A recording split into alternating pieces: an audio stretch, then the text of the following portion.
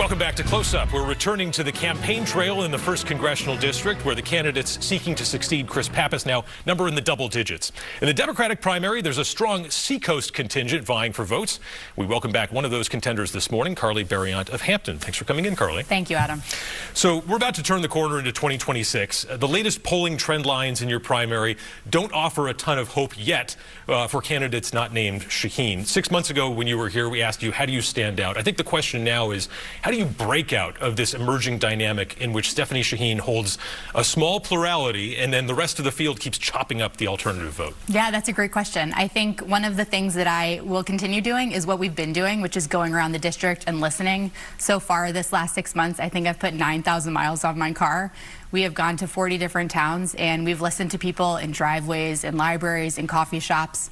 And I've just asked everybody what they wish that Washington understood better about their lives. And people have a lot to say. They're frustrated with the tone of our politics. They're frustrated that things don't ever seem to get better.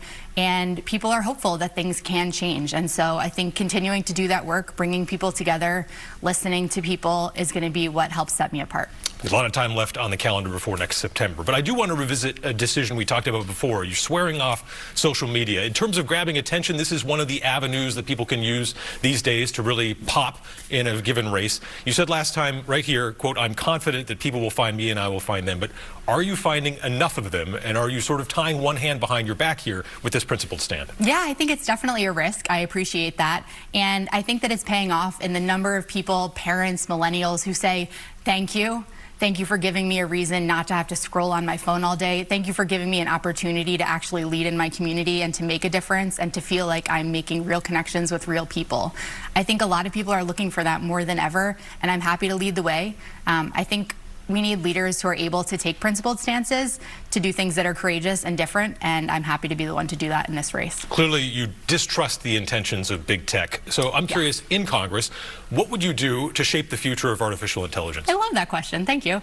So one of the things that I would do is really focus on consumer protections. I think one of the things that we have right now is kind of a wild west of internet, where people are able to go online, they're able to post things, there's a lot of misinformation, and none of it actually seems to benefit us or our democracy. It really just seems to keep making these guys who are dividing us richer and richer.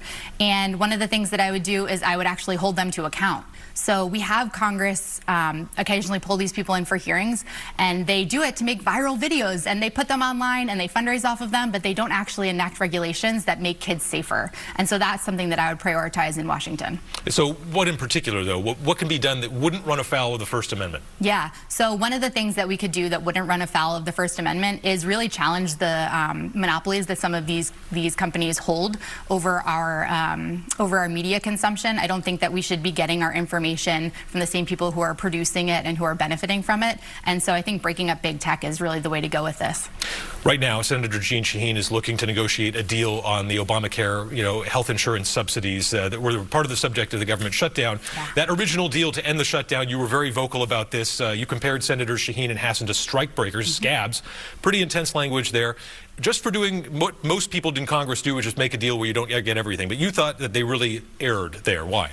Well, I don't use that language, flippantly. I'm someone who has been in a union, who's been an organizer, who's gone on strike twice, and I'm very frustrated with what they did.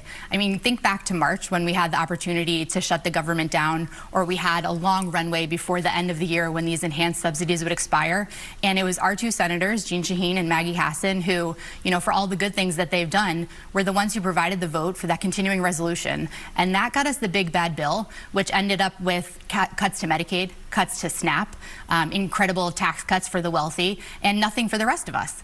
And now we had this other opportunity to really push the Republicans, and they decided that they would cave on this. And I do think that it's frustrating that we're in a position where it seems like only moderates are the ones who are able to negotiate with Republicans. And I just think that if they thought that the Republicans would keep the government shut down through Christmas or Thanksgiving, ruin everyone's holiday, just to make health care more expensive for people, they have an even lower opinion of Republicans than I do.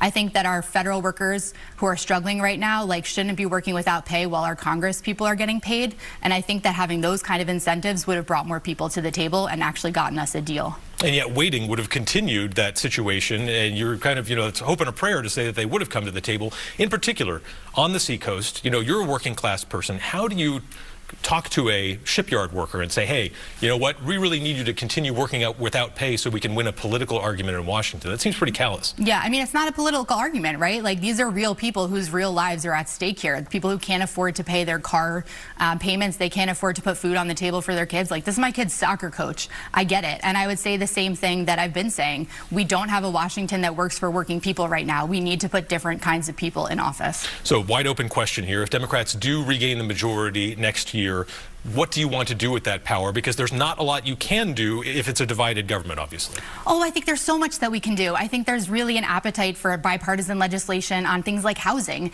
and healthcare. And I see that, you know, already in the Senate, we have a great piece of legislation, the Road to Housing Act. We can do all sorts of things that will incentivize local builders, that will help municipalities put in roads and sewers and water systems that will encourage more affordable housing. And so I do think that, you know, while some of the talking points that people may hear online, you know, aren't necessarily feasible in the next few years, there's a lot of people who are working really hard to help the people in this country live better, more happy lives. And yet we've seen this movie before, right? I mean, this 2017 to 2018 and 2019, when the Democrats regained the majority in 2018 and then in 2019 and 2020, the primary legacy of that Congress is 2 impeachments that left President Trump more politically empowered than he was before, and arguably a move to the leftward in the Democratic Party that capped the success of Democrats in future elections. So do you see any need for caution in that prior experience that's just a few years ago moving forward? I do think that the incentives are really not great in Congress right now. It seems like we just wait every couple years to regain control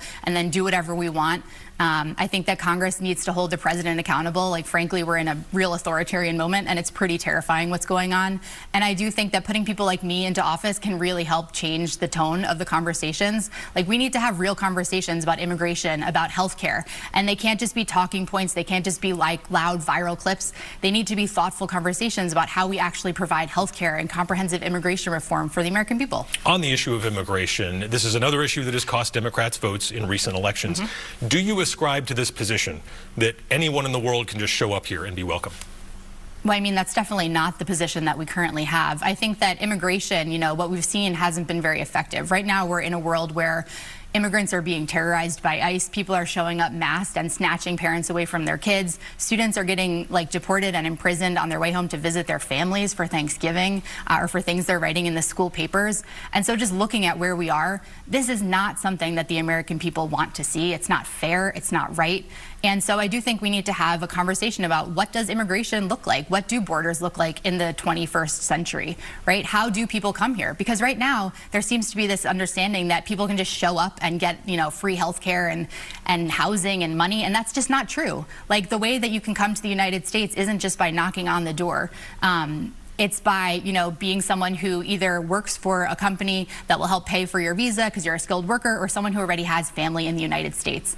And, you know, bringing people here who have fled political uprisings or who are scared for their lives or who have dealt with natural disasters, like the people who had temporary protected status and were building lives for themselves, and then pulling the rug out from under them is totally wrong. What about Afghan refugees, though? Obviously, right now the discussion is around re-vetting some of these people that came since 2021.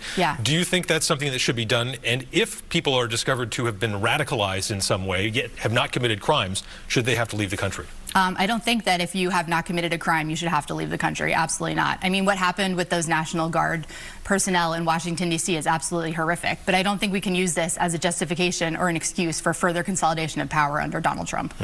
ICE. I do want to ask you, are you an abolish ICE type candidate, or do you see a role for them in the future? I mean, immigration and customs enforcement was created after September 11th, and I do think that there is a role for immigration and customs enforcement in the United States. But the way that we're seeing this operate right now is absolutely unacceptable. It's outrageous what they're doing. They're literally terrorizing families in our communities. So your position would be reform rather than abolish? Yeah, I do think there's a role for immigration and customs enforcement in the United States. Do you believe the airstrikes being conducted in the Caribbean are justified? Obviously, the administration says these are drug runners. Explain why. Oh my God, it's horrifying. Like, people are literally out there, you know, fishing, or even if they are drug running, but they're being blown up by the United States military without a trial, without due process, without evidence. It's complete lawlessness. Like, I want to live in a nation of laws where people are treated fairly. They're treated with dignity and respect.